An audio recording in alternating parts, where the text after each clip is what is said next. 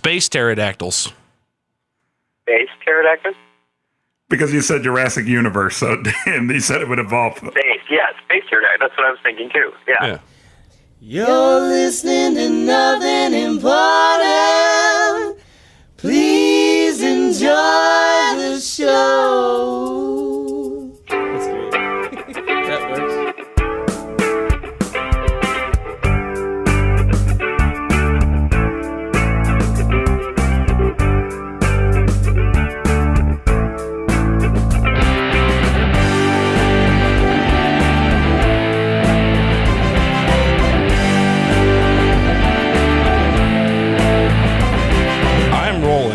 We're good to go. Can you guys hear me? I can hear you. Okay, yeah, I apologize. I literally had a client walk out of the studio as the phone was ringing. We're cursed, I'm telling you. Right. Because if you go through it right, like Mike, I think we've rescheduled like 5 times over the course of 4.5 weeks, and then tonight we had to reschedule for another half an hour because Dave was in the studio with a client, and I'm like, screw this, I can go solo. So I tried to set up like a makeshift studio in my house, and it just was not happening, dude. Yeah, now after all these reschedules, I better have something really good to say. Hell, we better have something good to say. Oh, right? No shit. Really, I gotta entertain you guys after all that. Oh, well, and you know what the best part is? I got a dog running around here that's all amped up. I got a 4-year-old daughter that just has school tomorrow and is refusing to go to bed, so this could be an absolute calamity. So, yeah, my dogs they just got back to and they're running around crazy too, and yeah, I mean, maybe I shouldn't do it, but my female dog keeps trying to hump me, and I'm like, Lily, stop. What kind of dogs you got? I have 2 Labradoodles, and they're normally pretty well behaved, but Lily is just out of it tonight. She's going crazy. Oh, my God. We have this French bulldog that's the most, well, Dave, you met it. It's like... met it, have I? Yes. Yes, right. It's like aggressively friendly, right? Like, it just wants to, like, jump on you and play with you. You can't get it away. If you pay any sort of attention whatsoever, it will not leave you alone. And it has a motor that just will not quit. Like, even if you get it, like, all right, cool. Just if you would sit here for 30 seconds like this, we'd be fine. And then it just starts shaking and getting all twitchy again. Hate that dog. They're too cute to get mad at them, though, so... Well, I guess now that we're recording, welcome to the Nothing Important podcast. You're on the Someone Important hotline. So, Mike, we're talking with Michael Nardelli, and actor, producer, all-around good guy. And I got to be honest with you, you are a handsome, handsome man, my friend. Oh, well, thank you. I'm looking at your IMDb picture, and I'm like, man, this dude, like, because I'm already not like an attractive dude. And then I see your picture, and I'm like, wow, I'm even less of an attractive dude than I ever thought I was before. Well, in person I actually have, lots of boils and saggy skin and, Sundance. That's all good lighting and good photography. Right. So anybody can look good with the right photographer, I guess. I don't know, man. There's a reason there's no, like, class pictures of me, So, Dave's remaining oddly silent during this conversation. Yeah. I'm looking over your IMDb, and man, you have been in so many things, dude. Like all over the place. When was your first acting experience? Tell me a little bit about that. First, like on camera professional, or just kind of like first. Like what was what gave you the acting bug? And then I'd like to hear about like your first professional acting experience, because we've had a lot of actors that I've never got to ask them about, like their first time when like, okay, this is legit. Like this is my first time like being like a professional and making a living of this. And I'm just kind of interested like about the mindset and like what goes through your head. Yeah, well, I just grew up loving movies and TV and storytelling and all that stuff, because I moved around a lot when I was young. Every couple of years it seemed like we were moving, and it was usually really like small, tiny towns where there's nothing to do. So, I loved storytelling and movies and all that stuff. And then I kind of grew up in the age where you had, I mean, not like you do today, but we've, started having, video cameras that could actually, that a 10-year-old or 12-year-old could actually carry around and film stuff on. They weren't like those giant ones you had to carry on your shoulders and have like a battery back attached to it and all that. Right. It wasn't like carrying around a suitcase on your shoulder. I just started making movies with my friends when I was young, and I pretty much, it's weird. Like, I mean, the context is different, and the stakes and everything are a little bit different, but it's kind of the same thing I'm doing now. It was, we just get my friends together and we would write something, and I would either direct it and act in it and then edit it with, I started off just editing movies with 2 different VCRs, so you would record, that's how I would edit the movies, record on one while the other one was playing. It was so tedious, and the cuts were just, like, ridiculous, and the timing was always off. But, we got it done, and then I started, making this for class. Like, I'd ask my teachers, can I not write a paper? Can I just write a script and, like, film a movie about, the Civil War or whatever it was that we were studying at any given moment? And, the nice teachers would let me do that, which was awesome. And, and that was kind of how it started, really. And then I did, high school theater and then, junior high theater and all that stuff. And that's it. That's all I ever wanted to do was just act and tell stories and produce stories and direct them. And, I eventually, knew I only wanted to go to LA or New York for college. So I went to USC and studied film and theater, and then there you go. And that first on-screen thing I did, I think it was Quintuplets, this show with Andy Richter. Mm-hmm. And yeah, I remember that. That was like on. Was that on Fox? I want to say that was on Fox. Yeah, I think it was on Fox, and it was like Ron Howard producing it. So it was like, oh, cool! I had the big time. Right. Yeah. And it was cool. We played like I was part of like the how would you call them? Bizarro universe, evil doppelganger quintuplet family of like these all blonde, bratty quintuplets that were like competing with the main characters for a commercial where they were going to win like a mini or something. So it was funny. It was really funny. And that was my first thing I ever did. Like, I don't even know how many years ago now.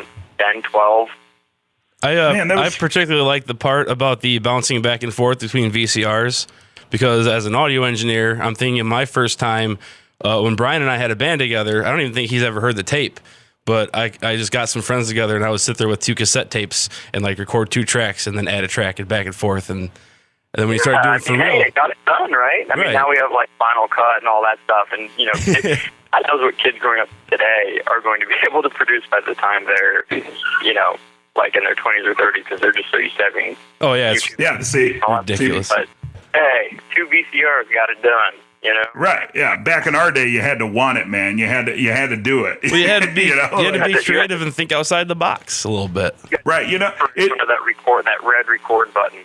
Right, it's very much like porn if you think about it, because like back in our day, you had to like find porn in the woods or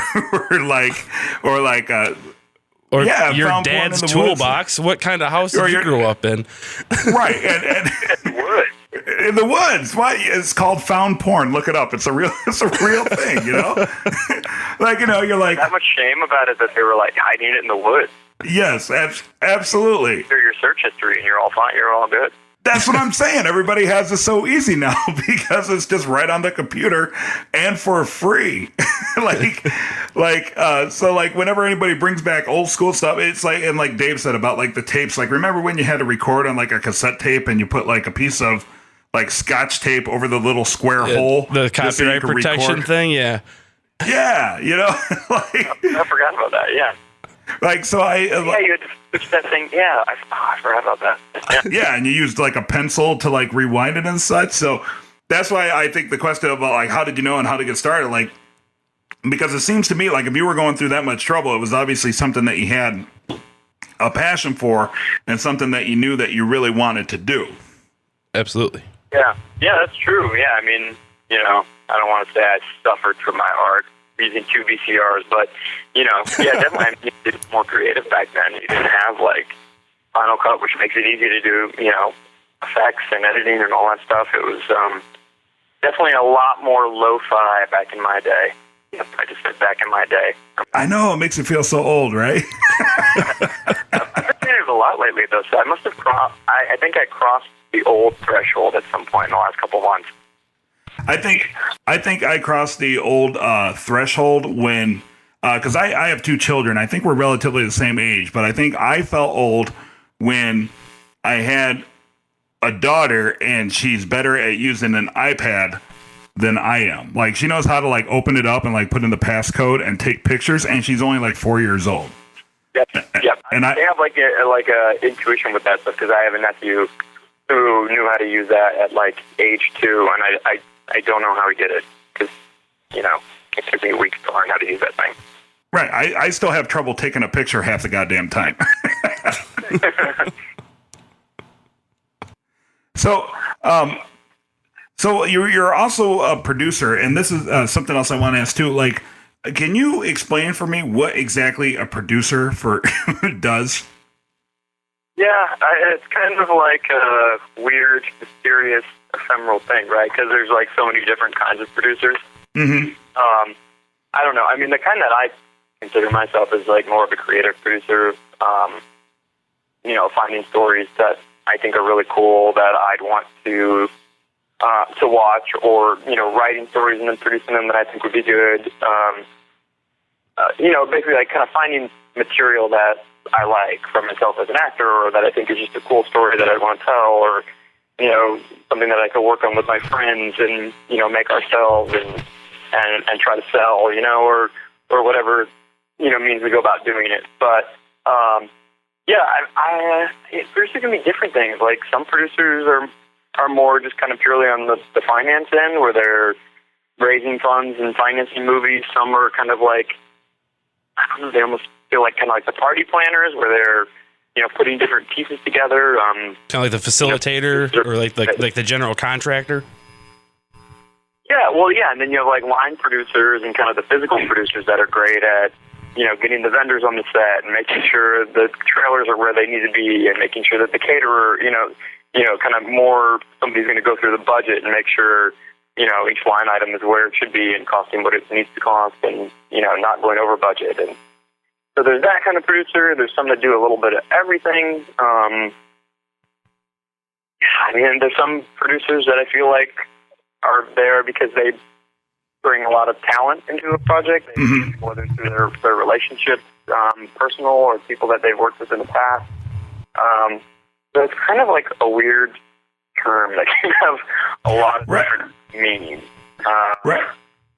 As Dave and I talk to more and more folks obviously involved in your industries, that like I just sit there and think, like, you know, because like you watch it on TV or something like that, and everything seems so seamless, right? Like the scenes are there, but there is so many people, or so many positions and so many jobs that just go into making one scene.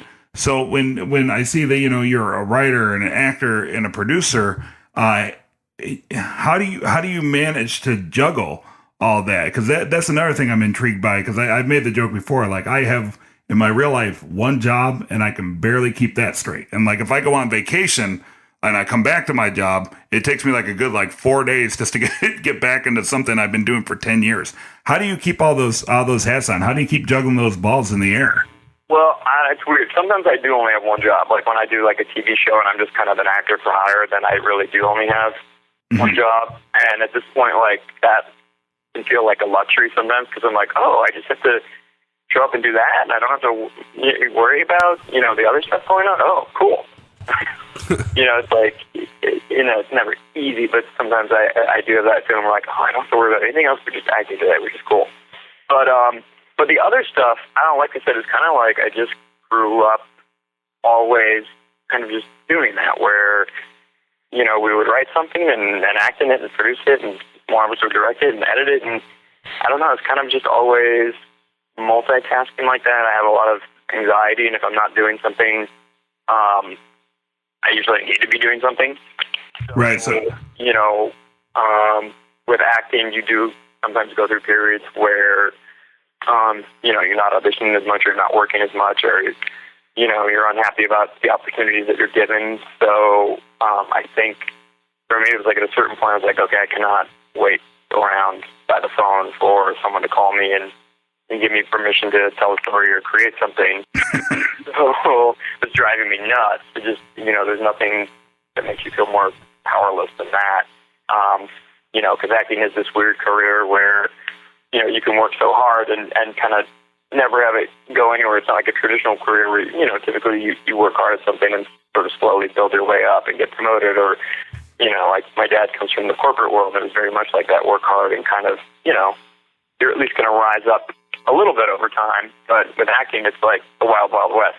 So I don't know. I guess I just, needed to fill my time doing something creative. And like I said, all I ever wanted to do was movies and TV and storytelling. So, well, that's good. I think that's what. Damn it. Right.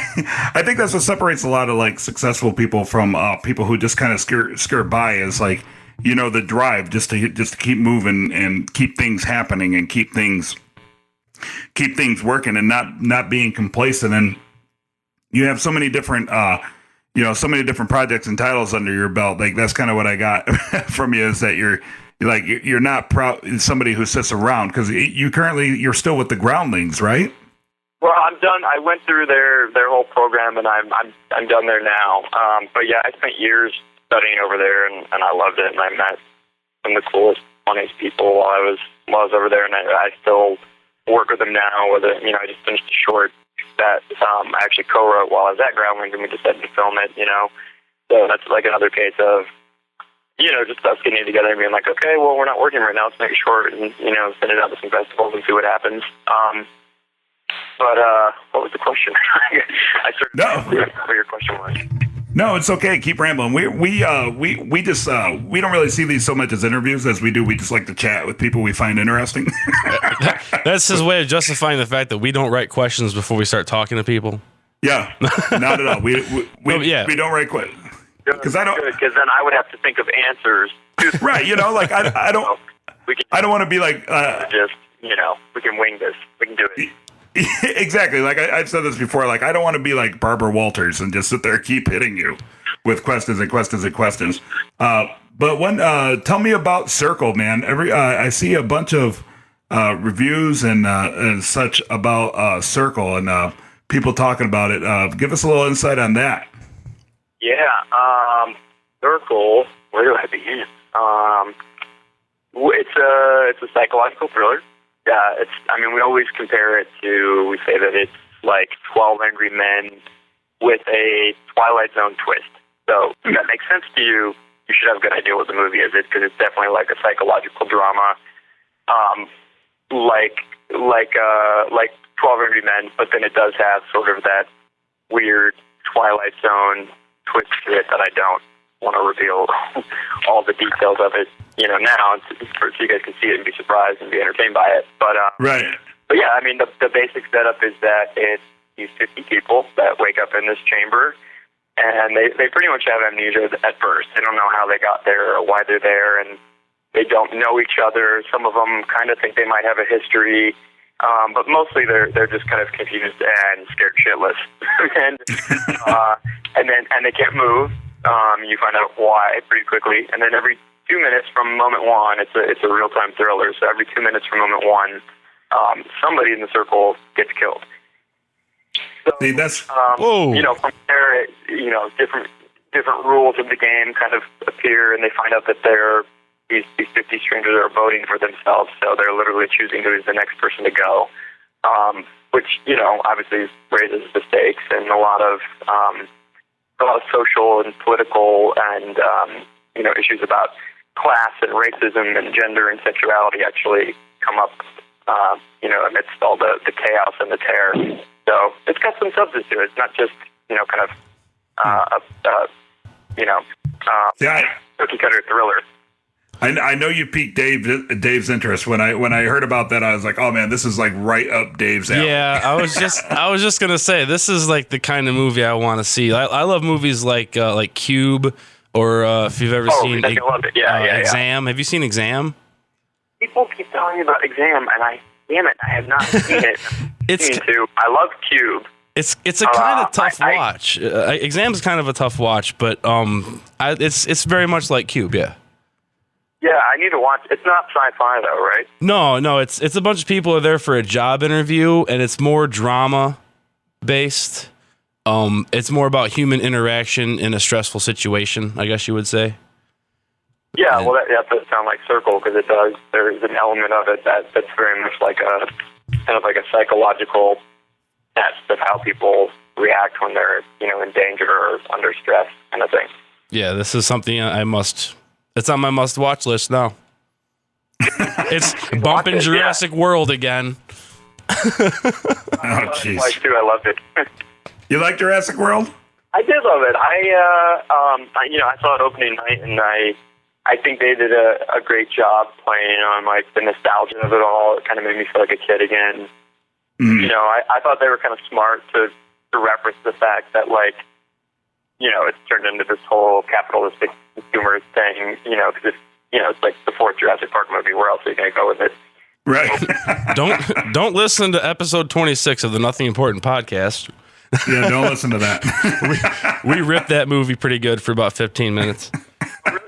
See, my brother didn't like it either, and I don't know if it was just something like I saw it on opening night and everybody was excited to be there, and I actually had pretty low expectations for it, so maybe that was part. But right. I don't know. I thought they did a good job with it, but it sounds like maybe we should just move past this topic if you really hated it that much. But you're like, man, Circle's gonna suck if you like that movie.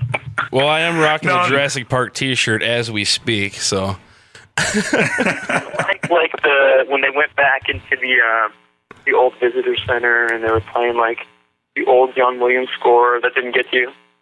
Yeah, well, you know what the funny thing about that is, and I think I mentioned this before on the podcast. That is the song that my wife walked down the aisle to our wedding at. That's awesome. Yeah, we had a dinosaur-themed wedding, and my wife walked down the aisle to Jurassic Park. Oh, that's amazing. I wish I'd been at that wedding. You didn't like the movie? You still didn't like the movie after all? Okay, like it was like a good movie, but like I'm gonna be honest with you, like a lot of things, like movies seem so formulaic nowadays. Like it turns me off. Like there was just some parts that were like so typical or kind of cheesy that I was like, like it totally took me out of it. Yeah, I mean, it's a different, like the first one came out, and that's a totally different era of. Right.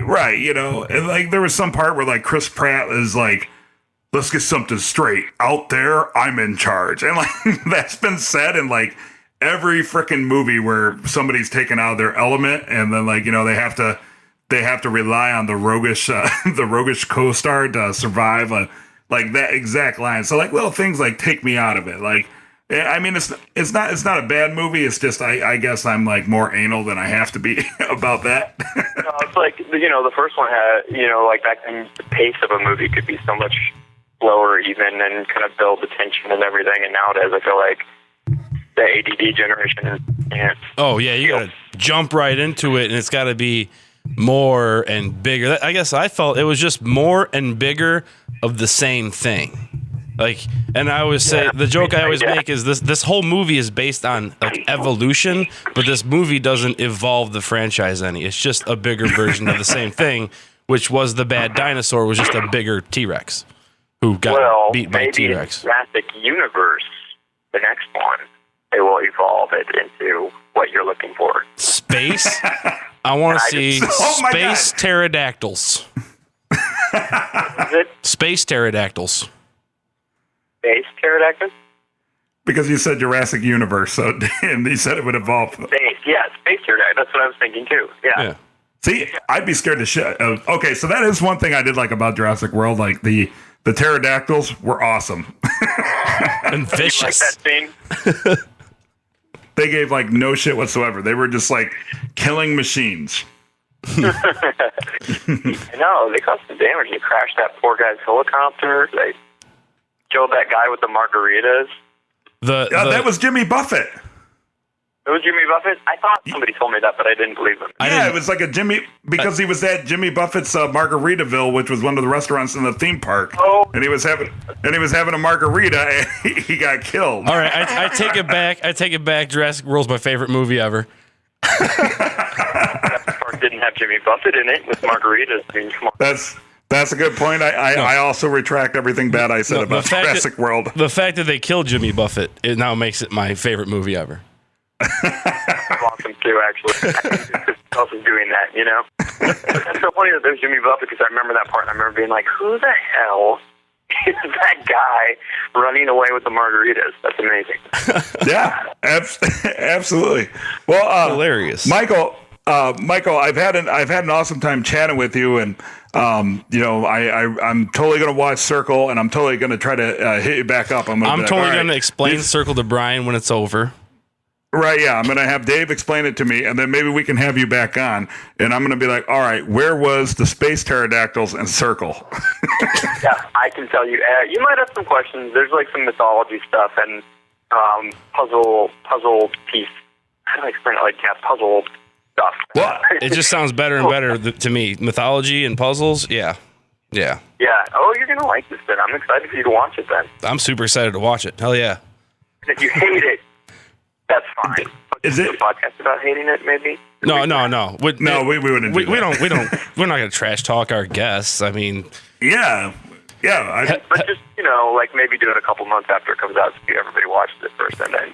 Right, and it comes out October, right? It comes out in October. Oh, and I don't know about you. Might or may not. I don't know if you guys are drinkers or anything, but I don't know if I should be touting this as much as I do, but it makes for a great drinking game because somebody dies every 2 minutes. Oh, deal. That, like, what is it? Power hour? Yeah! Yeah, the power hour? Here every minute. that's a thing of ours. That's something we're quite familiar with. Our band actually performed a live power hour on stage with a bar full of people. Oh, wow. That's brave. It was an absolute shit show. It was absolutely ridiculous. All right, we're doing an hour power. Maybe we'll even podcast this drinking game as we watch the movie. Actually, maybe after the movie is released, Michael will come back on the show with us and we'll do the power hour to Circle. I would. Happily. Oh my God. Okay. So it's a deal, man. That is totally going to happen. I'm definitely in. Hell yeah. We do it like over Skype or something. Yeah. Oh yeah. We'll I find think a way. we're more into Google Hangouts now after our last experience with Google Hangouts was pretty damn good. Oh, I don't know how to do that, but I'll figure it out for you guys. Yeah, we will definitely make that happen. Yeah. But yeah, you should, it's fun to watch it in a group because there is definitely like a morbid sense of humor to some of it if you have a morbid sense of humor. And there's like so many different personalities and point of views in the movie that if you're with a group of friends, you find like some people laughing at things and you're like, you find that funny, really? So it kind of like shows you what your friends are really like when you watch Circle, I think. As art is supposed to do. That's what art is supposed to do. Art is supposed to do that, damn it. And then I think you'll find Circle to be successful at that. Awesome. Absolutely. And Michael Nardelli, it's a date, and that's going to be like one of the best episodes of Nothing Important. I can feel it already. So, so I'm excited. Before we let you go, we got to ask you what's your favorite frozen pizza? My favorite what? Frozen pizza? Yeah. I'm into Hawaiian lately. Nice. Ooh. Did you mean like the brand, or did you mean like the type? Either or. We just think it's a funny question to ask people. I don't know why, but growing up, what I always made was those Bogoli pizzas. Do you remember those? Oh man, that's where yeah. you buy Bogoli. the crust, right? And then you got to put the ingredients on it. Yeah, you buy that crust, and then yep. And people always said I always burnt it, and I think I did, but so much that I started to like the taste of the burnt version, that the normal version didn't feel right to me anymore. So to each his own. I got a friend that throws in Jacks and doesn't pull it out till it's brown and black, and it's the grossest thing ever. Yeah, bingo. That's the way to do it. Do they even make Boboli anymore? I remember the commercials for some reason in my head. Power hour thing. We should hunt down some Bogolis and crack them out too. Oh my God, Michael, you are going to make like the best. That is the most like Dave and Bryan episode that will ever happen. That is like we are right on the same page with that. Pizza, movies, yeah. Murder, best night of my life. Yeah. Sounds like my prom night. Awesome. Well, Michael Nardelli, you have Circle coming out in October. Thank you for coming on and chatting with us. And we are definitely going to do the drinking game to Circle when it comes out. It's going to be amazing. Let me know. I'm in. All right, cool. Thank you so much for coming on the Nothing Important podcast. Yeah, thanks for having me. It was a lot of fun talking with you guys. Thank you. All right, thank you. All right, have a great night. Have a good one. Be sure to follow Nothing Important online at nothingimportantpodcast.com. Find us on iTunes, on Twitter at NotImportantPC, and you can also find us on Facebook. Nothing Important is recorded with help from Third City Sound in Joliet, Illinois. Thanks for being awesome.